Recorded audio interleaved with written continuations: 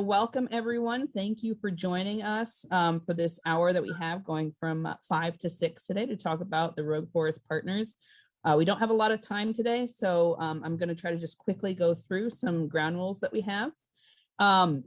First off, we will be having a Q&A session at the end. Please, throughout the presentation, feel free to add your questions to the Q&A session. You should be able to see the button down at the bottom of your screen. There's just a little Q&A. Just click on that and you can type in your question. We'll be going through as many as we can during the Q&A session. We might not be able to get to all of them, so just keep that in mind. The second thing I wanted to let everyone know is this is being recorded. So please make sure that you have agreed to allow the recording in order to continue. And then the last thing is that we also have a live transcript going on. That can be a little bit annoying for some people, helpful for others. So if you do not want to see the transcript, you can go over to the icon where it says live transcript and turn that off directly. So without further ado, I'm going to turn it over to Terry. Terry, are you able to get your video on? It looks like you weren't able to at first. No, I was not. Have you accepted being a co-host? Says co-host me. Kara? Yeah. Belinda, do you want me to do the land acknowledgement? Yes. Would you like to start with that then, rather than go through the logos? Yes. Okay, so I'll turn it over to Belinda then. And hello, everyone. Welcome. My name is Belinda Brown. I'm the Tribal Partnerships Director with Lomacotsi Restoration Project. And it's an honor and a privilege to be here tonight and sharing the West Bear All Lands Restoration Project and all the partners and the knowledge and the teamwork that it took to make this happen. So Rogue Forest Partners honors the Aboriginal people of the Rogue Basin, including the Athabascan speaking Shasta, Takelma, Latgawa, Dakapatadi, Tushtapanadi, and the Confederated Tribes of the Siletz, Confederated Tribes of the Grand Ronde, the Cow Creek Band of the Umpqua Tribe of Indians, and all the other Aboriginal inhabitants of the Rogue Basin who have supported and continue to support and make this project possible. So thank you.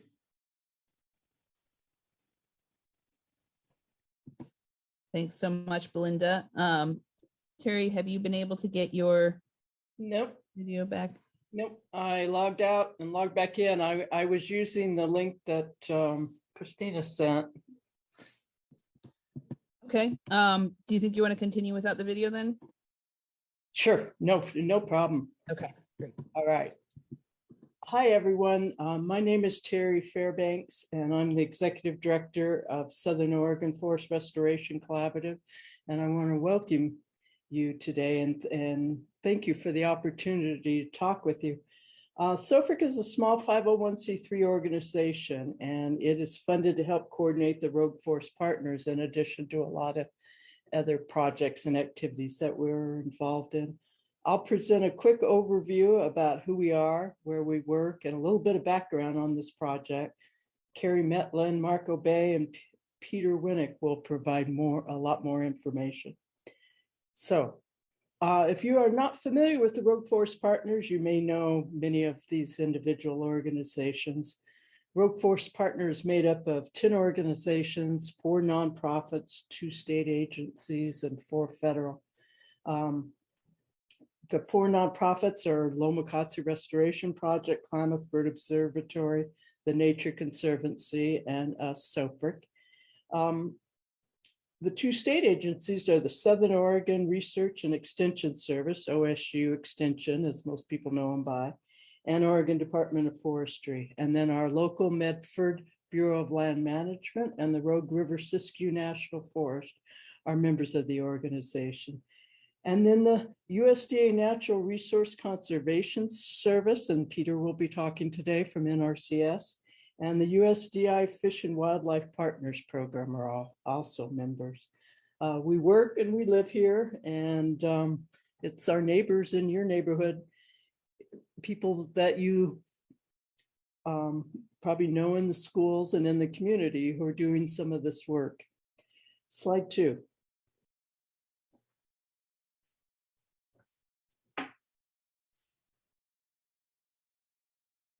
This is a map of some of the projects that the Rogue Forest Partners are involved in. As you can see, by design, we're working regionally.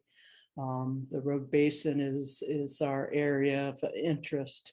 As you know, many of the communities along the Siskiyou foothills, if you look at this project, we're down here in the right-hand corner, the Ashland Forest Restoration Project. What we're going to talk about today is this one directly north, the West Bear. And these communities along the Siskiyou foothills from Talent to Jacksonville are a mixture of agriculture, shrublands, woodlands, and forest. We've often been concerned about fire coming from this higher landscape, but I think many of us were surprised that the fire of 2020 ran through neighborhoods and along creeks instead of coming out of this landscape. But that doesn't mean we don't need to think about this area. The West Bear project spans the foothills of the Siskiyou here from Talent outside of Ashland all the way there to Jacksonville. Slide 3.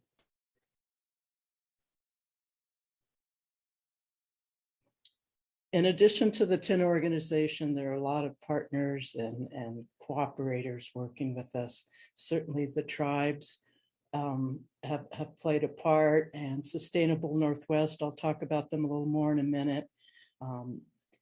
Applegate Partnership Watershed Council, City of Talent, Jackson County Fire District, Ashland Fire and Rescue, Jacksonville. And there's been many more people that have provided letters of support or been involved, and the landowners who are interested that have been involved, and the city council folks that have supported us. So there are a lot of partners and friends and supporters, and we want to thank all of you and hope we get to work with you a little more. Slide 3.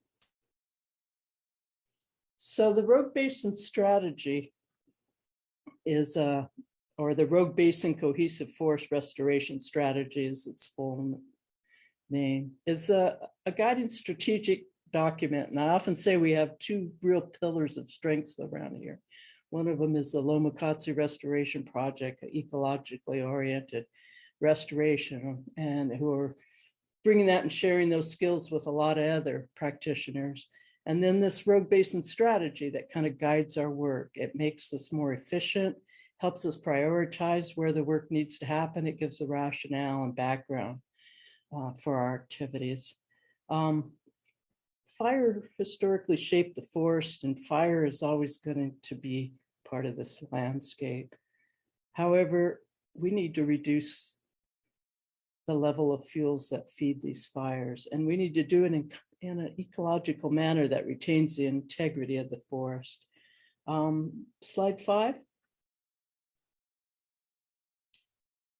Because West Bear is a high priority area, and Lomacotsi had the foresight of starting with an anchor project like the Anderson Creek FEMA project, we've been able to attract funding from a variety of sources, state, private, and federal. And many of these projects are small, and some of them are quite large. And some of them are targeted to specific areas. And Carrie and Marco and Pete will talk to you a little bit about some of these different streams of funding. But there are many opportunities, and that's good because it securely focuses on the different needs of the parts of the landscape and the landowners. Slide 6, please. I'd like to end with tell you a little bit about more about Sustainable Northwest. They're a regional organization that it's been instrumental in helping us to develop the West Bear project. It's a 2-year public-private partnership that may extend a little bit. It began with $2 million from a private donor to the Sustainable Northwest, and it was there to implement shovel-ready and environmentally sound wildfire reduction projects. And it's really helped with a lot of these grants and initiatives require some match. And so they were really able to grow that funding. If we can go to the last slide. I think I missed one of the slides with the different funding sources. Or can I go back to the couple of those? I just wanted to talk a little bit about the total funding. There, 10.5 million, that's what I wanted to bring up. All of these projects, plus about a 750,000 in pending, that's been available to date just for the West Fair project. So I'll end it on that and hand it over to Carrie.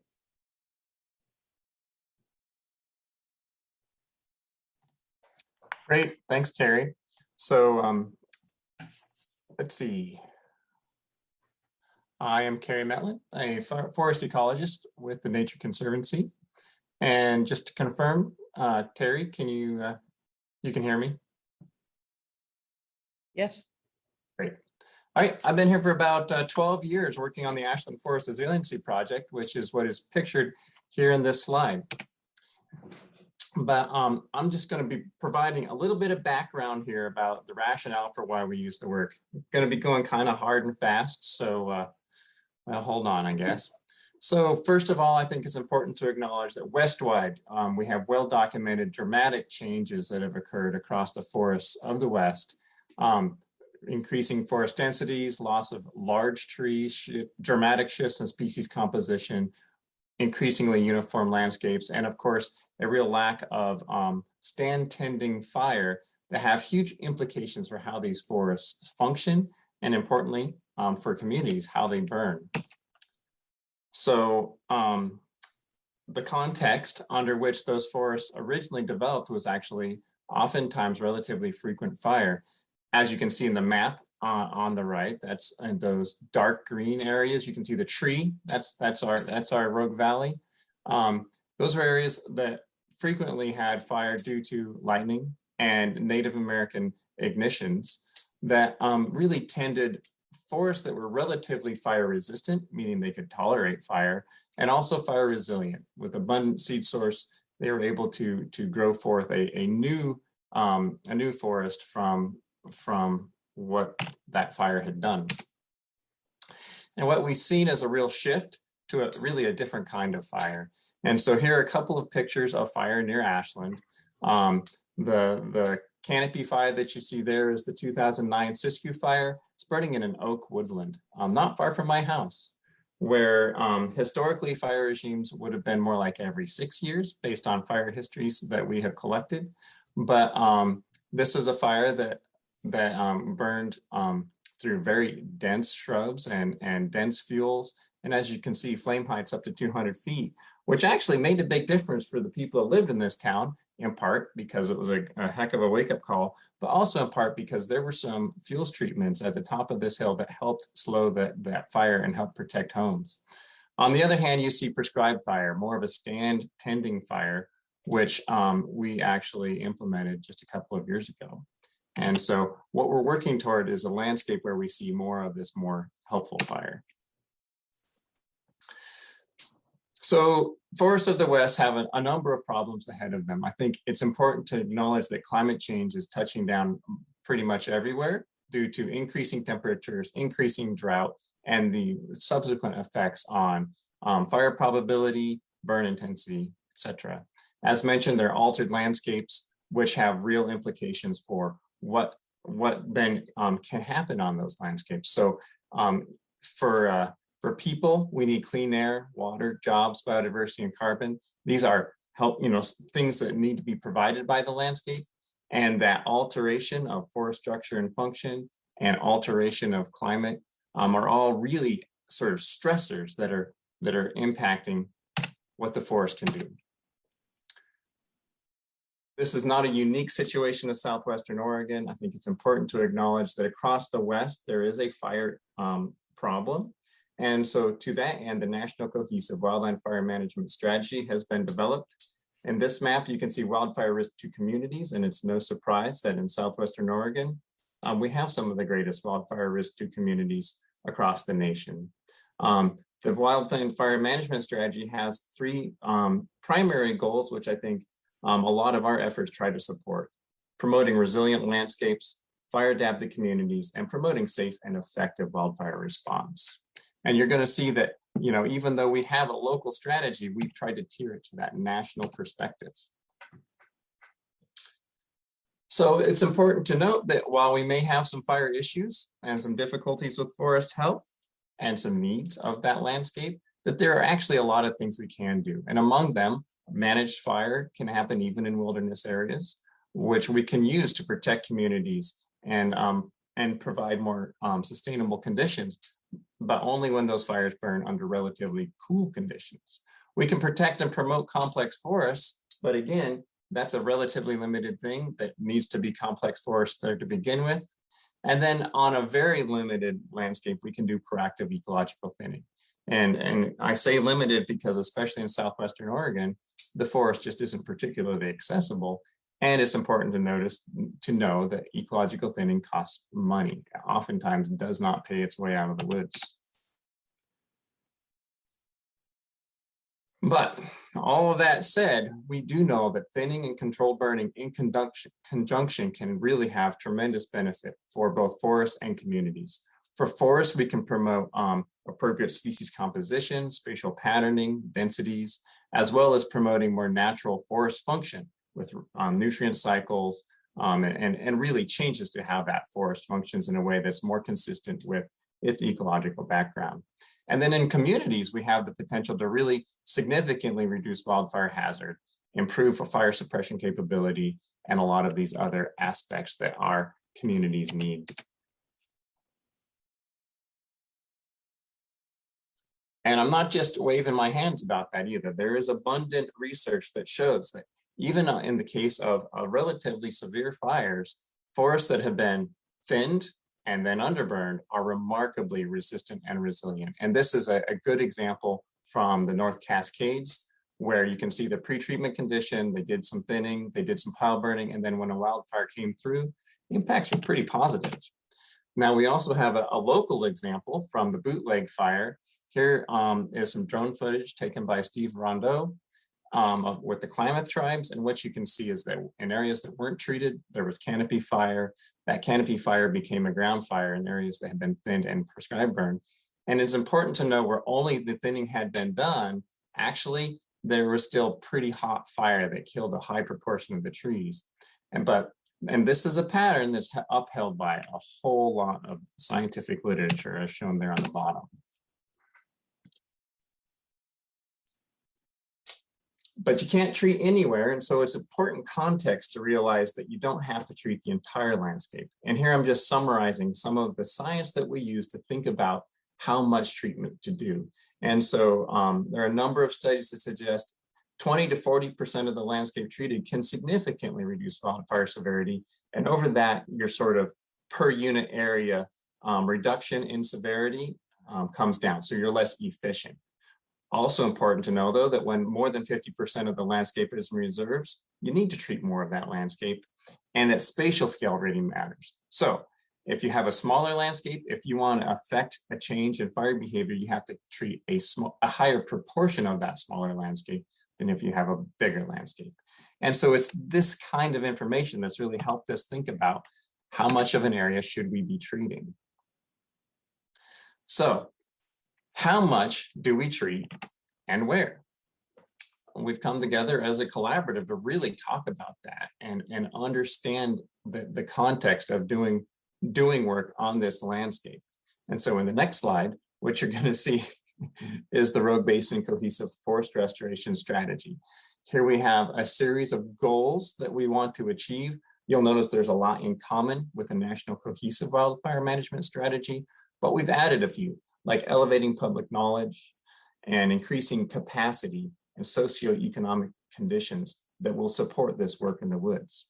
And I think it's important to point out that we actually have published this strategy, and it's available for people to dig in deeper, basically. Terry showed this map, the map of the Rogue Basin, 4.6 million acres, 4.2 of which are forested. The brighter areas are the areas that are basically treatable and accessible that also have the highest priority for treatment. And if you look just to the south and the west of Medford, you'll see that the West Bear project area is quite important from the perspective of the forest restoration strategy. I also want to point out that we've modeled out treating about 25% of the overall landscape, but focusing that treatment to do about 40% of the community at risk. And if we do these things, we can actually significantly reduce wildfire risk by as much as 70%, according to our math.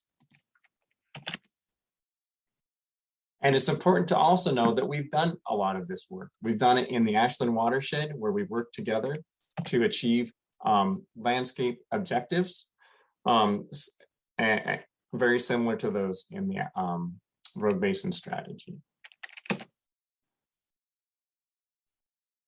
What that looks like on a map is that we of 52,000 forested acres, we've treated about 25% of that landscape. And then if we look at our fire behavior models, we can see in this map that where we did the treatment, we reduced fire behavior, and we reduced fire suppression difficulty index, meaning we made it easier to manage with fire.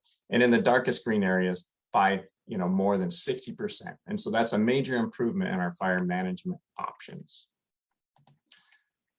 Kelpie, I see your question, but I am under strict orders to keep moving. And so here we have the map of the overall Rogue Basin, where the Rogue Forest Restoration Initiative is touching down. And then I want to zoom in and say, we've done the good work in the Ashland watershed, and we want to do more of that kind of work now, but focusing in on buttressing that southern end of the Rogue Valley with the West Bear project. And we'll be circling back to questions later. Thank you for your time. Up next is Marco.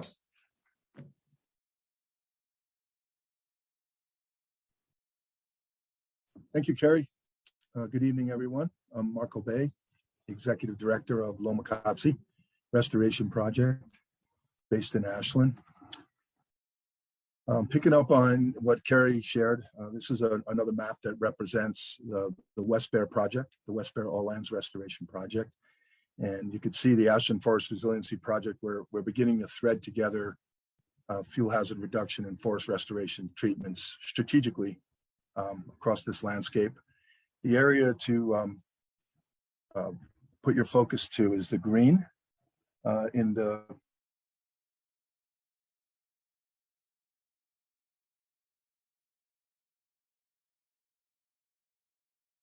Mark, I think you've been muted. Oh, I've just been chatting away here.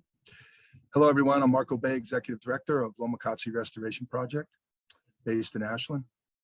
The map here is of West Bear All Lands, picking up from what Kerry had shared, how we're threading together the landscape strategically from Ashland Forest Resiliency in the blue, and the purple shape from Talent to Jacksonville. And then the green is the FEMA project. Next, Tom. So this is, as Terry mentioned earlier, we began this project in 2018, working with the Oregon Department of Forestry. And it's been a lengthy process of getting this project on the ground. But it was an anchor to begin the treatments and identified a community at risk. It's a fire-wise community.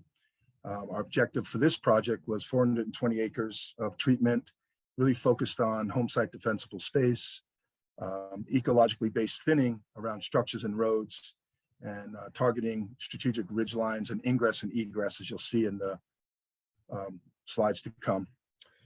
We were able to generate those dollars, and through Sustainable Northwest, leverage some additional non-federal match to make this project happen, and have just completed most of this project in the last couple weeks. Next. So once again, bringing the hazard map rating, the quantitative risk assessment to the community level in that Anderson Creek area. You can see the risk to human assets, to communities, and to the ecosystem. Very dense conditions. Next.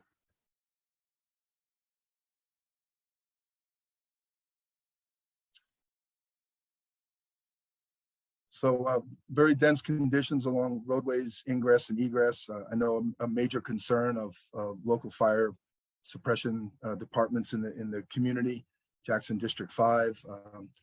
We've worked on this piece of ground really since 2005 on additional projects through the National Fire Plan. And a lot of resources have to go to begin to harden this landscape and this opportunity here for further restoration. Next. Also home site defensible space, very dense vegetation. We've engaged about 40 landowners to date to implement these treatments. Next.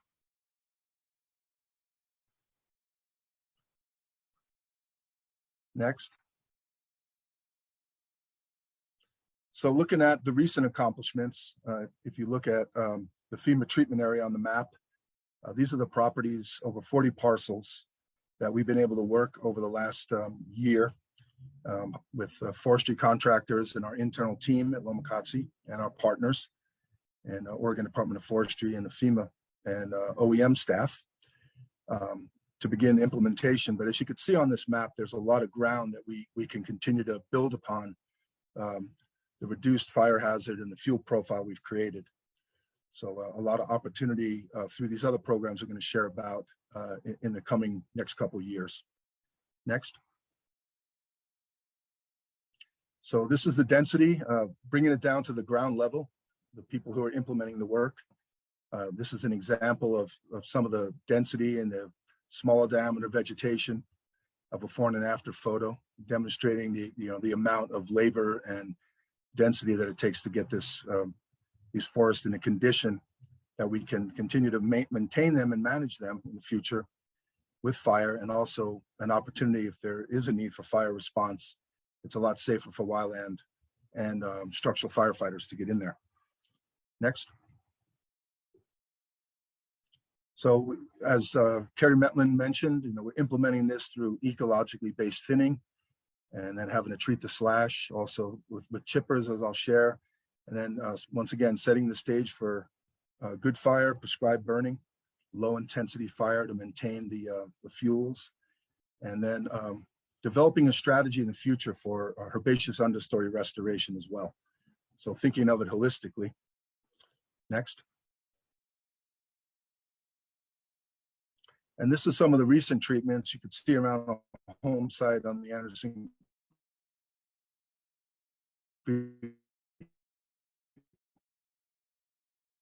that forest vertical and horizontal ingrowth.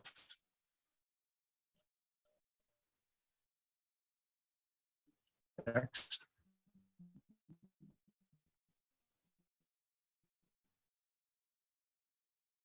Next.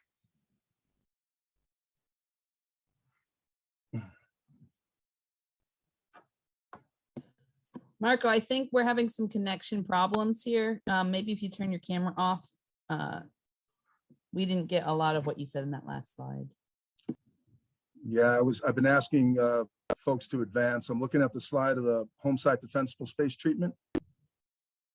Okay, now I'm seeing the roadside treatment. Okay. Kara, can you just give me a thumbs up that it's a roadside treatment with mailboxes on there? Yes, that's what's up there right now. Okay, if you can go back to that last slide, Tom, please. So in our engagement with the landowners around Anderson Creek Road, like you're seeing here, we know we want to leave privacy barriers. So we're really creative in how we implement that work, working individually with each owner. A lot of the work along roadsides are chipping, and where we have to work on a strategic ridges or further away from homes, we're utilizing fire, hand pile burning to date. Next.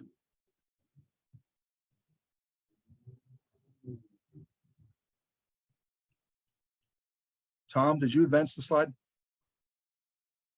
Again? Yeah, it's on the one with the mailboxes now. Yeah, keep going.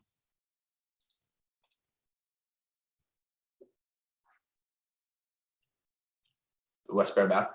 Yep, thank you. So what this map shows is from the FEMA project in the yellow, we were recently funded, and Terry shared about this for some of the funding for Jacksonville through Landscape Resiliency Program, through partnership with the Oregon Department of Forestry and State and Private Forestry of the Forest Service. We're going to be able to put some projects on the ground there, working with the community and working in under the direction and partnership of Jacksonville Fire Department and other community members. So, and the area on the lighter green is the Holton Creek ACEC, area of critical environmental concern. That's on BLM land. And in addition to trying to home harden and protect the community assets and the human assets, we're thinking of the ecological integrity of the area as well. So treatments there would focus on protecting those ecological values we really care about, some late successional habitat, both on private lands that surround that, and hopefully in the future in close partnership with our federal partners. Next. So to bring this to the ground level, in addition to the implementation, we have a team of foresters, technical technicians that work really closely with each individual landowner in partnership with all the parties that Terry had mentioned earlier in the presentation. So our team will put together a site-specific management plan or implementation plan for landowners. We are funded to provide that technical assistance. Next.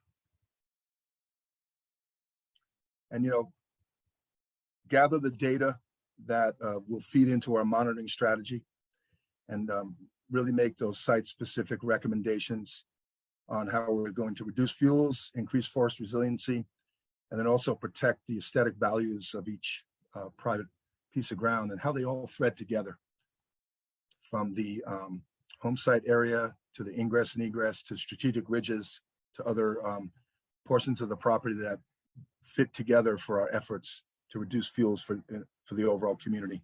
Next.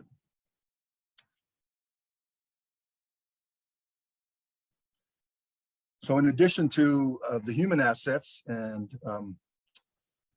we really care about these legacy trees, we really want to take the opportunity, as you can see in that slide on the left, as we reduce the fuel hazard, we're also enhancing these ecological anchors, these structures on the landscape, these large old madrones, old white oak, Oregon white oak there on the right. Our restoration ecologist Rob Strahan is assessing. So we want to layer that into the work in strategic parts of the treatment area as well. Next.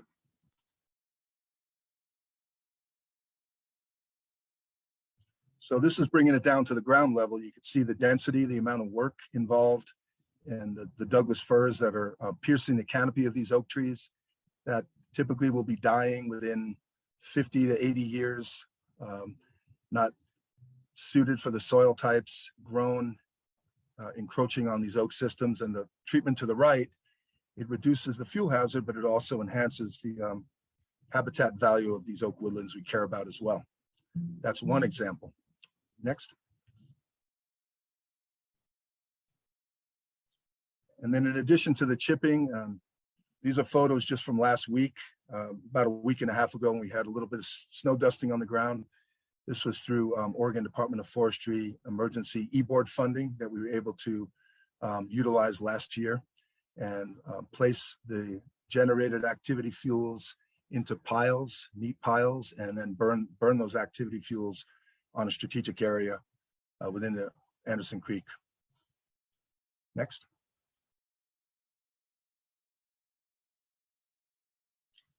And then the future of opportunity for carefully applied with highly trained professionals, understory burning, both for maintenance, ecological health, reducing fuels. There is some funding to implement this work and strategize on how we're going to get this done with our agency and community partners in the future. Fire is a part of living in this fire adapted system, and this is going to be a part of our activity going forward. And landowners that we're working with are really excited about this opportunity, and there's more to do on this in planning and execution. Next.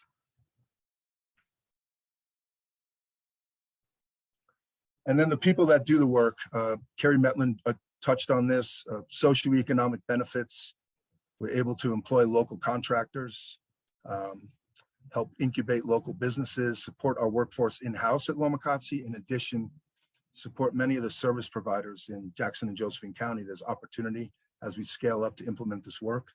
You could see the photo on the right, very, very dangerous work, and a well-paid, highly trained workforce is going to be really important going forward.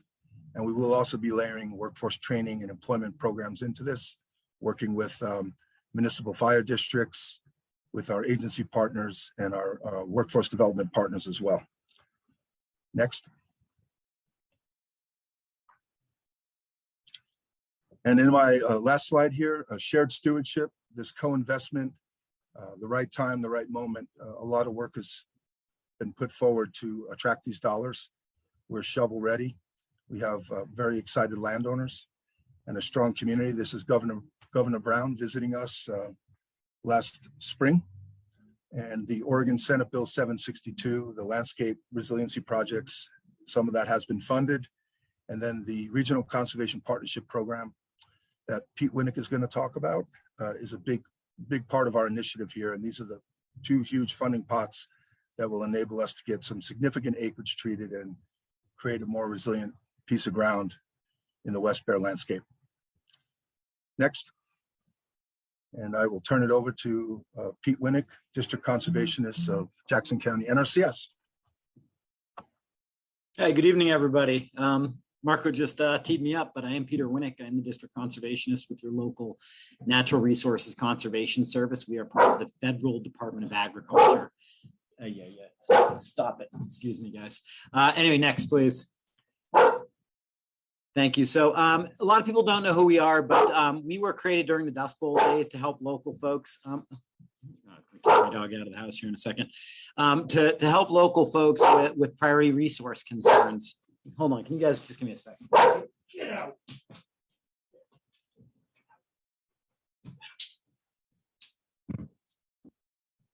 Sorry, I guess that's what I get from working from home. Sorry about that.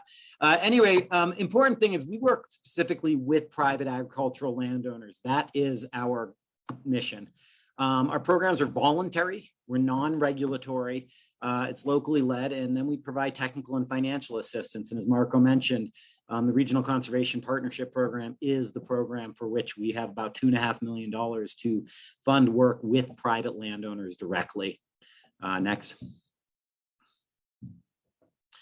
Thanks. A couple other things we do real quick. I know it's not a fire and forest thing, but the NRCS, we are responsible. We do the west-wide snow surveys to try to get stream flow forecasting. So everybody from irrigation to dam providers to recreationists use that information. So if you want more information about any of the snow survey, which is not looking very good, we are currently in the Rogue Umpqua Basin at 64% of our snow water equivalent. So I don't think I have to tell you, it's not so good right now. Next. NRCS also is the keeper of the soil surveys, and everything now is completely online. It's an incredible tool, the Web Soil Survey. If you want to check out any of your soils, whether it's ag, forestry, endless reports on capacity and different things you can do with it. And so if you have any questions about that, let me know as well. That's something we do that's pretty well known. Next. And so, you know, what we do, we used to do how I would describe as random acts of conservation. You know, people would come in, these were taxpayer funded programs. And so we'd work with individuals, but eventually we'd have, you know, one project in Talent, one Rogue River, you know, one out in, you know, up in Green Springs. And we really had nothing to show for it. We really weren't getting it on the landscape level type of an outcome. And so what we've moved to is what we call a strategic approach to conservation, where, you know, again, we don't do random acts of conservation. We are looking for partners that are bringing both technical and financial assistance. We're looking for this leverage, which pretty amazing right now. We have about $10 million worth of investment. So we're leveraging our almost, you know, short of $3 million into $10 million. So it's perfect. It's all going to be landscape level treatments at this point. We're looking for outcome-based that we can share with people and actually say we have moved the needle. And then what we do is we can't treat every acre. So what we do is we prioritize and we rank individual applications. And that way, we try to get to the highest values and the things that we're trying to get to. A couple examples of recent ones that we've had in terms of strategic approach, landscape level projects is the West Bear, which is current right now. We were participating, worked with all the private landowners within the Ashland Forest Resiliency Project, and that was great. The oak woodland restoration projects that we've been doing, again, with many of these same partners through the Colstein, through Table Rocks, through Siskiyou County. It was a big, wide project. And we're in our final year now of our Green Springs Forestry project up there. We've been treating land up there for, this is year 5 of 5. We've treated thousands of acres through the Green Spring in a strategic way. So really happy with that one. Next. Thanks. And so, you guys have seen this map, so I won't get too into it, but I'm absolutely love this West Bear project. As Kerry talked about the Rogue Basin cohesive wildfire strategy, this area is the #1 priority area for community protection across about 1 million acres of planting area. So for us to have been able to land this with these partners and get this project developed in this area is just, phenomenal, especially in light of the Almeda fire and how many homes are in the wilderness urban interface up there. So we're really happy. Got a little list of collaborating partners as well as a lot of others that were touched on. The practices we're offering with the private landowners involve forest stand improvement, which is the cutting, tree shrub pruning we would use in maybe younger stands. The woody residue treatment is the slash treatment. And you can see the rest of them. Anyway, just really quickly, I want to touch on the ranking question so you can see how we're trying to get to the projects. We can't fund them all. And so we're looking for people, #1, are you adjacent to the public roadways? We want ingress, egress. We want people to be able to get out in a fire, and we want emergency vehicles to be get in. So if you're along the roadways, you're high priority. Are you adjacent to other fuel works that have been done? We're even getting into what type of fuel models do you have, what type of flame lengths, torching, things like that, or help prioritizing. Then we are asking about strategic ridge lines. So, we feel like that's a place that fires can get to the ground that we can protect. So if you're on a strategic ridge line, you're higher priority. And you can talk about, people who've done defensible space work would get additional prioritization. And then, as Marco talked about, it's not just about fuels reduction. We are looking for ecological value. So we're tying into the areas that might have, nice, huge, large land, trees that really provide a lot of habitat value. And so we're looking for that. So that's how we do it, and hopefully over a bunch of years, we're going to get to everybody. And there is a lot of dollars here to do that, but we're just grateful to be involved and be able to provide assistance to the private landowners. It's a quite good program, and it's quite generous on the cost share reimbursement. And anybody wants to chat with me about that, how that works, I'd be happy to. Next. That might actually be it. Great. Well, I'll hand it back to, I think it is Terry, maybe, or Kara. Kara. Right. Thanks, guys. Thanks, Pete. Thanks for being efficient with your time too. So we're going to open it up to Q&A right now. We have a number of questions going on right now. And I'll just go through in order that they were received. They've all been pretty different. I'm going to invite, though, all the panelists to turn on their video. And then we'll have you guys turn on your mics if you're going to be the one who's answering. Let's start off. Does the West Bear region end at Highway 238? If someone can take that.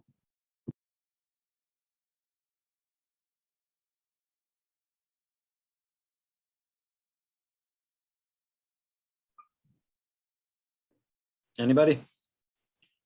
It does look like on that west end, it does come down to 238, but it's just a small sliver where it meets 238 on the backside of Jacksonville. And if you want to, as you can see, if you want to pull up the map, you can see where it runs into 238 over near the entrance into Forest Park. I don't know if that would help anybody to look at that. And there may be some other projects. We've been talking to the Jacksonville community, and they've brought this up, asking about that area. So Marco, you may have some thoughts on that.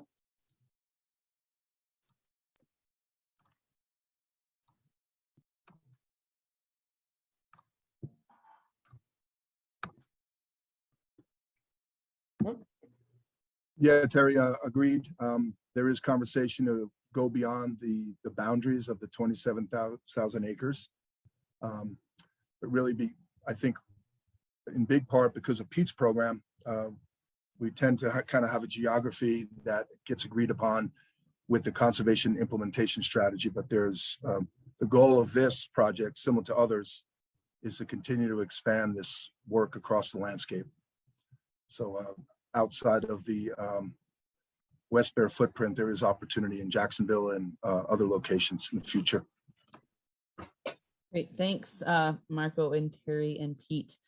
Next question, Kelpie had pointed out that some of the more high-risk areas are in the Illinois Valley. So she wanted to know if there was any consideration of project work out there. Maybe we could look at a map of all the road forest partner projects, if that's possible. That's in the beginning of the presentation, the Yeah. 6 administrative units. Yeah. So I'd like to start off, but I think other folks probably have more to say.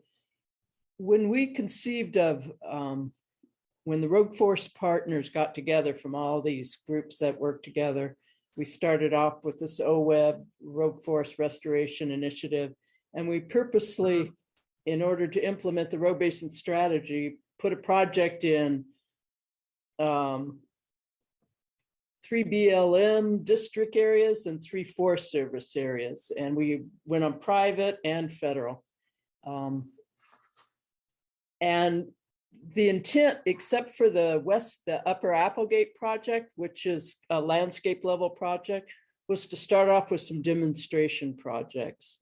And I agree with what Marco and Peter are saying, and Carrie, I'm sure you need to concentrate on a particular landscape in order to get the benefits of treating a certain percentage of it.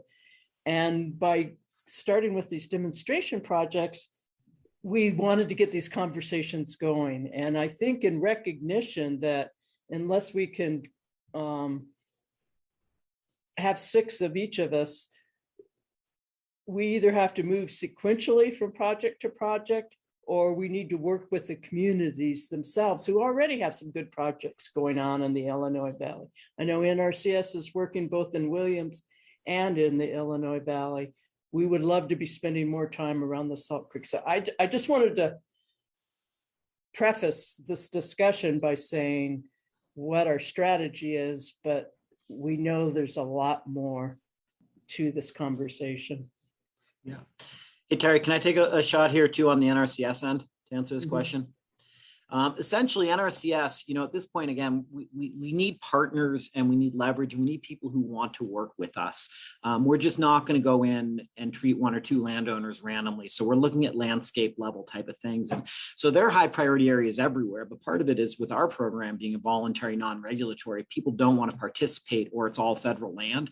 There's not really a lot for us to do in that area. And so this cross boundary type of thing, I'm just super blessed in Jackson County to have these partners that have, just a lot of momentum and a lot of skill and a lot of time behind it. So, as far as us going and moving into an area in NRCS and providing public, funding for private landowners, it really needs to be a landscape level partner type of thing. And so with voluntary landowners that do want to participate. And so that has been kind of a challenge at times.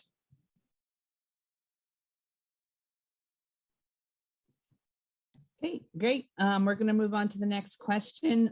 There's a similar Sarah? question. Yes. I mean, I think to some extent, this is wrapping up a few of those, a lot of these questions are basically, why isn't this work touching down in my neck of the woods? And I think the simple answer is that we're in a period of growth. There's been a lot of effort to learn how to work together with the Action Forest Resiliency Project, a lot of effort to articulate our landscape goals with the Road Forest Plan. But now we're in a period of, as Terry said, demonstration projects. These are, 2 to 5 year projects that are going to basically get to treating a landscape in a meaningful way. And then those move into more of a maintenance schedule and we can continue to grow the pie. I think Terry could really speak well to, there's potential for a collaborative landscape forest restoration project to start really increasing the amount of work that gets done on Forest Service land.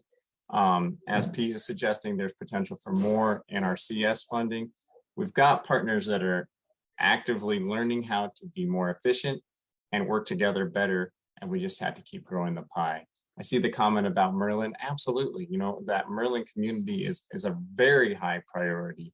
I think the intention of all the partners is try to learn how to work better, more efficiently together, export that model, and do it better and faster to the greatest extent possible.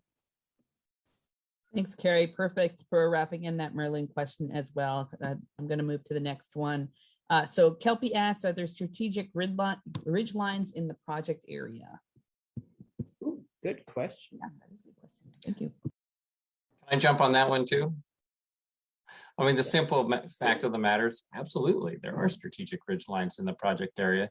And in fact, we've worked together with the fire districts to come together and think about what we're calling pods, potential operational delineations, looking at that landscape from the perspective of fire management.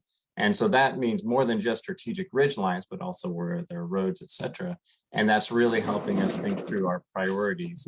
And that's a key part, as you may have noticed, of Pete Winnick's prioritization of how the funds get spent. Are you in a strategic area? Ridge lines being a component of that. One of the things that's nice too is if we don't think we're getting the projects we want based on our ranking, we can come back and change the ranking and revisit that, which is nice. But hopefully we've looked at it all the right directions so that the people that are occupying the most strategic places on the landscape end up rising to the top and get funded first.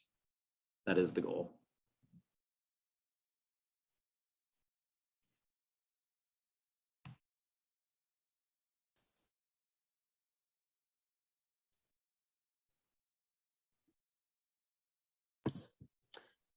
So the next question we have here is Dave Clinton. I'm interested in wildlife structures. I assume snags and large hardwoods. Do you follow recommendations for breeding birds, listed species and sensitive species? I'm going to let Kerry take this over because I know he's got those answers. Oh, I was typing something. Which one are I you can doing? certainly speak to it. And Thank also you. we're going to want to probably hear from Marco and Lomakatsi's perspective. The simple answer is absolutely. We work with folks like Dave Clayton to think about what are wildlife habitat needs in project design. We are, from what I've seen, very responsive to, for example, timing of bird breeding for when treatments are going to be implemented. We've been on private lands, of course, we're working with U.S. Fish and Wildlife Service Partners Program and NRCS to make sure that we're considering wildlife considerations. And then one of the key partners is the Klamath Bird Observatory. They're part of the Rogue Forest Partners. And we're really excited that in the Upper Applegate Watershed project area, we even have some really robust bird monitoring going on. So we can start to say more about what these treatments mean for songbird communities in particular. So, I mean, the simple answer is absolutely. There's a long answer that, we could go into a lot of detail about particular species. Great. There's also in the Q&A box, Christina has put up a link to our website where you can read a little bit more about this. Does anyone else want to add to this answer? Can we move on to the next one? I would just say on the fact, oh, sorry, go ahead, Marco. Yeah, and Kerry, you articulated really well. There's, the larger analysis and the support from the team, but then bringing it to the ground level, we're fortunate to have the resources to be able to protect those large old trees, those habitat values, doing the front end work of designing the project and flagging out the units before crews get in there, and really going over the detail of the ecological end results in addition to the fuels treatments. So having those resources is really valuable to be able to protect those, the integrity of those structures we care about. And I guess I want to just really celebrate the fact that we've been working together in the Ashland watershed with this very ecologically focused approach. And so I have a lot of trust in the crews and their ability to see important issues when they're out there in the field, flag them and do something about it. And I think we have a really good track record with extensive monitoring from the Ashland project, looking at Pacific fishers, northern spotted owl, a whole host of sensitive entities. Thanks, Dave. I was just going to add really quickly from federal level too, with federal dollars, we have to comply with the National Environmental Policy Act. So we work with U.S. Fish and Wildlife to make sure that each individual landowner has, basically the protection put in place and, has the ESA angle of that covered for fish, birds, flowers, pretty much anything that might be listed. So we work through that to make sure they're all protected as well. Great, great. I'm going to move on to the next question here and have Marco Bay take the first stab at it. Marco, I own a small tree company and I'm wanting to expand into fire fuel mitigation. How do I get involved with the West Bear project or any other project in need of labor support? That's from Luke Steadman. Yeah, thank you, Luke. This is the time where we're scaling up, incubating businesses, supporting small companies into the fire and fuels practitioner universe. So you can contact the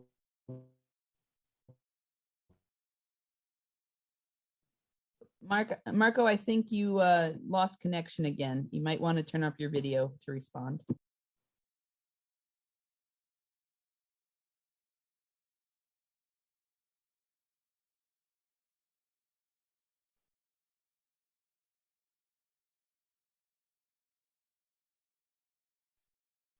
Well, maybe while we're waiting for Marco, I can take a shot at that answer Thanks. from my end. We do, essentially a financial assistance contracts with individual landowners, cost share type programs. And it's, once the landowner has a set of specifications and all the NEPA is covered, they have a certain timeline to get this work done. It's up to them who they pick. They can do the work themselves if they want to. I mean, not many people are really capable at that scale, but they are welcome. They can pick any contractor they want. As long as they meet the specifications we all agree upon, we are going to provide that reimbursement. And if they can get this work done at the specification level for the amount we provide, then they just got 100% cost share. If it costs them a little bit more than that's their end of the cost share. So really, to your question, just out, I guess hustle and work. I mean, it's really for me with people that I work with, I can't tell anybody who to work with. I just want the work done to specifications. And so.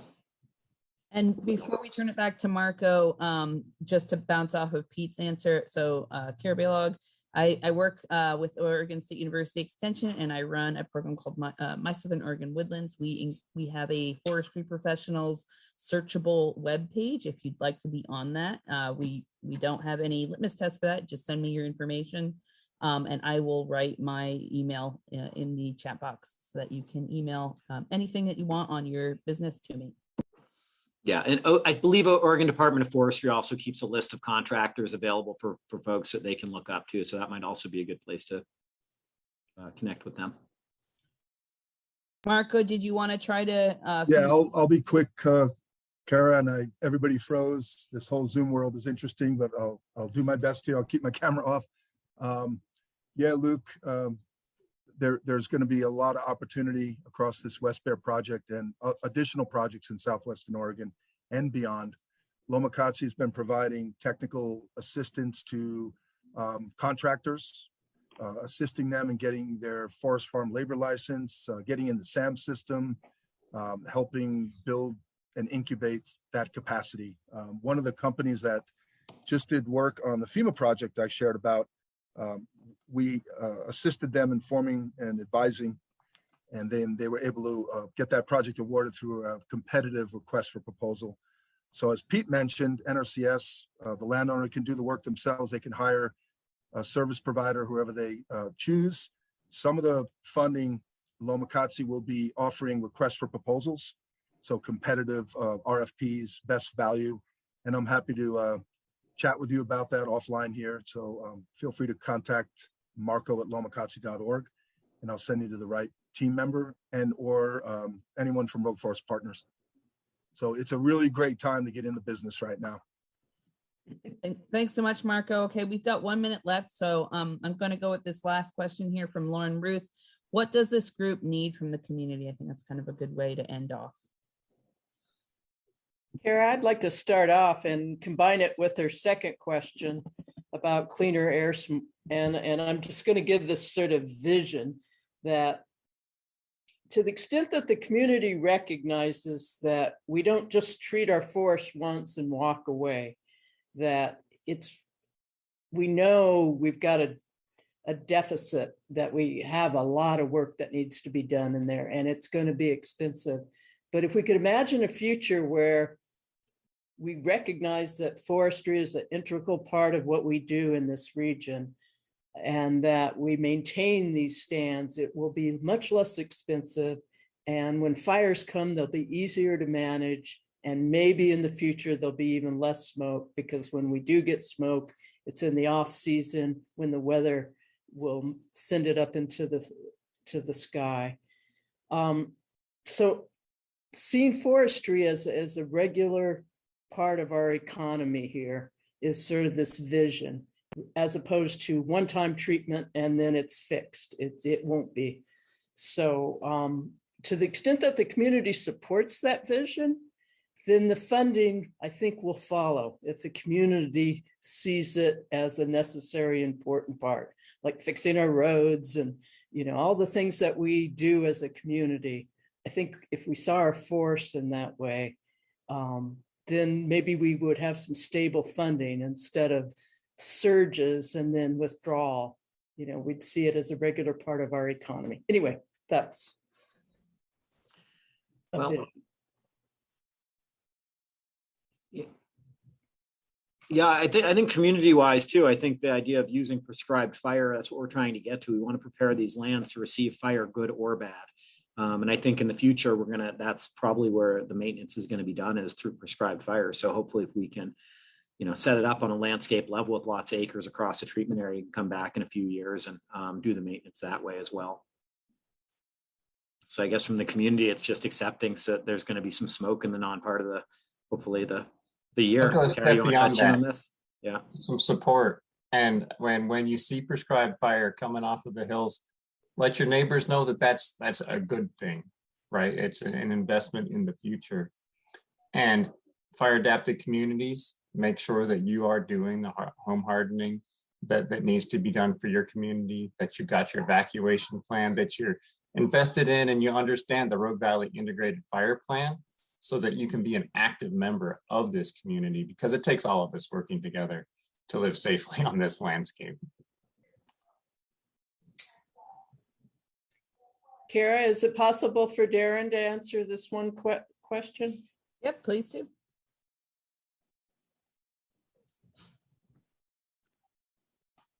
Hi, Darren Borges with the Nature Conservancy. Partners are working with scientists to consider these smoke impacts. Where does the smoke come from? And recent modeling, still in draft form, conducted by the U.S. Forest Service Air Quality Manager, shows that our treatments can reduce the amount of smoke produced by 50%. And if you follow up our treatments with regular prescribed burning, it's easy to anticipate that the amount of smoke produced is going to be reduced even further. And to the extent that we can begin to implement a regular practice of more prescribed burning, when we pick the day when the smoke will blow away, the greater we can reduce the impacts of smoke being generated from our forests. So I think there's real reason to hope. It's going to take quite a few years to get to the point where we see a real diminishment, and we'll need to work with the surrounding regions as well to see the kind of benefits that we're talking about. Great. Thanks, Darren. What a great way to end. Thanks everyone for spending this hour with us. There were a couple of questions we weren't able to get to, but please, we encourage you to reach out to us and contact us directly to ask those questions. Thanks again for showing up. Thanks to all of our panelists. We really appreciate you being here.